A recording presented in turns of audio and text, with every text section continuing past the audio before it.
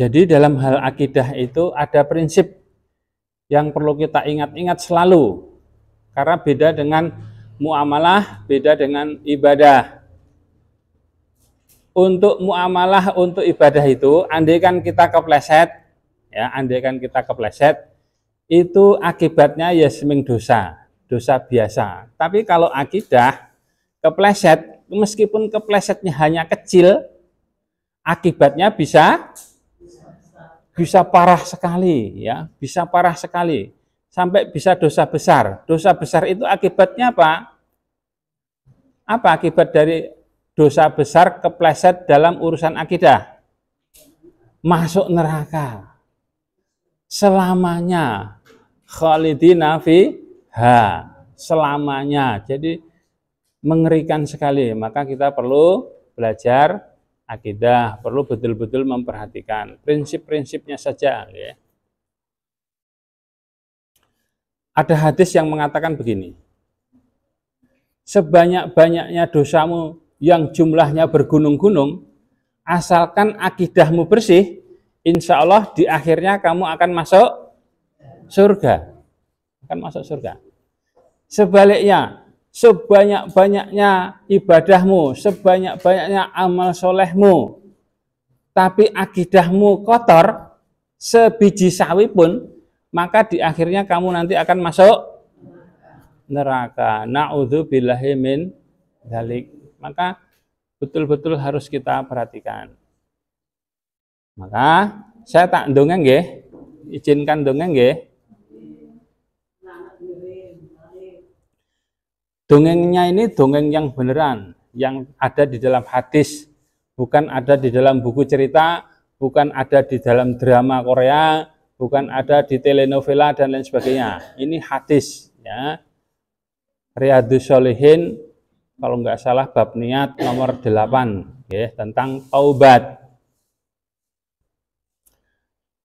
Ada seorang penjahat yang jahat sekali, sudah membunuh orang.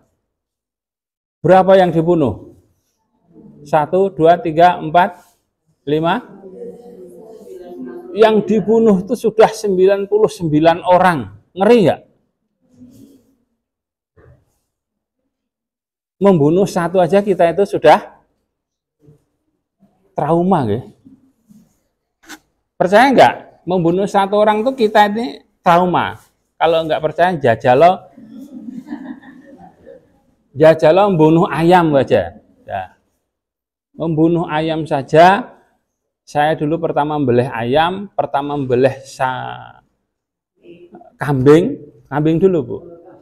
Itu aja juga sudah trauma gitu. Awal-awalnya. Sampai kemudian meningkat, kemudian berani beleh sapi. Itu juga rasanya trauma. Itu aja untuk pahala. Apalagi kemudian membunuh orang. Orang yang jahat sekali, yang sudah membunuh 99 orang ini, tapi ingin bertobat. Maka kemudian dia cari tokoh agama. Ketemu dengan tokoh agama lain, gampangannya gitu. Wahai agamawan, wahai ustadz lain ya, wahai ulama agama lain ya, saya ini orangnya jahat, sudah membunuh orang 99, tapi saya mau bertobat, bisa enggak? Nah, ini ulama agama lain ini, ustadz dari agama lain ini menjawab, wah, kamu sudah terlalu besar dosanya. Kamu sudah tidak akan diampuni dosanya. Kamu sudah tidak bisa diterima taubatnya. Akhirnya dia kecewa. Wah, agama ini gitu. Wah, ulama ini gitu. Nah, itu sisan tak pateni sisan. Jis. Dibunuh. Jadi dia sudah membunuh 100 orang. Tapi dia belum putus asa. Ini kan agama lain, saya tak tanya dengan agama Islam. Maka dia mencari ustadz, ketemu ustadz. Wahai ustadz, saya ini penjahat besar. Saya barusan membunuh orang. Orang yang saya bunuh ini adalah orang yang ke 100. Tapi saya ingin bertobat. Orang yang ke 100 tadi saya bunuh karena saya sudah dianggap tidak bisa diterima tobatnya. Kalau sama Ustadz, jawabannya bagaimana? Di agama Islam, jawabannya gimana? Kemudian dia, Allah itu penuh rahmat. Insya Allah tobatmu bisa diterima dengan syarat gini. Betul. Oke, kalau begitu gimana caranya? Sekarang kalau kamu memang betul-betul ingin tobat, kamu tadinya tinggal di kampung yang orangnya jahat-jahat. Untuk bertobat, maka kemudian silahkan kamu pindah ke kampung sebelah yang isinya orang-orang soleh, orang-orang Islam, orang-orang taat. Maka kemudian orang ini dari kampung jahat dia mau pindah menuju ke kampung orang-orang yang baik, orang-orang yang soleh, orang-orang muslim, orang-orang bertakwa. Betul, dia jalan. Ketika dia jalan untuk bertobat menuju ke tempat yang baik, di tengah jalan dia meninggal. Ketika dia meninggal, status dia menjadi apa? Muslim kah? Tetap kafir kah? Atau setengah muslim, setengah kafir? Kalau di dalam cerita, dalam hadis itu ada ceritanya. Kemudian malaikat rahmat dan malaikat penyiksa turun. Turun tuh bunyinya gimana, Dek? Shoot gitu enggak? Atau gimana? Atau celing gitu? Celing gitu. Turun ya, malaikat rahmat dan malaikat penyiksa itu turun untuk memperebutkan. Ini pastinya masih harus disiksa. Ini sudah bertobat. Betul, turun.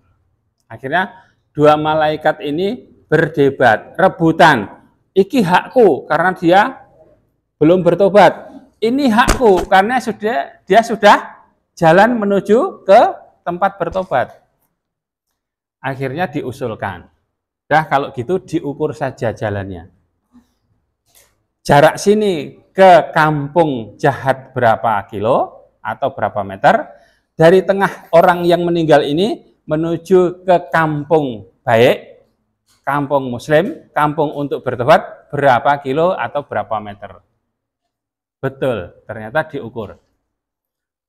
Ketika diukur, panjangnya antara yang ditinggalkan dan panjangnya tempat yang untuk dituju ternyata sama. Iya, bingung lagi malaikatnya. Kalau begitu gimana? Jaraknya sama. Dia betul-betul mati di tengah-tengah. Akhirnya apa? Allah menurunkan rahmatnya. Set, gitu nggih. Dah kalau gitu diukur sekali lagi. Siapa tahu tadi ngukurnya selip, ngukurnya salah. Betul, diukur. Ketika diukur, Allah dengan rahmatnya berkenan memendekkan jarak tempat orang itu meninggal ke kampung baik, sehingga jaraknya lebih pendek, sudah dekat. Jadi dekat ke arah kampung yang baik, sehingga dihitung dengan jarak itu berkat dari rahmat Allah yang memendekkan jaraknya. Akhirnya malaikat sepakat, ya sudah kalau begitu orang ini masuk surga. Sepele banget loh masuk surga itu. Kenapa? Karena orang ini belum berbuat apa-apa. Sedang berjalan menuju tempat baik. Tiba-tiba meninggal di tengah-tengah. Itulah prinsip akidah. Belum ngapa-ngapain, tapi karena sifatnya prinsip, bahkan Allah berkenan memendekkan jarak yang tadinya jaraknya sama.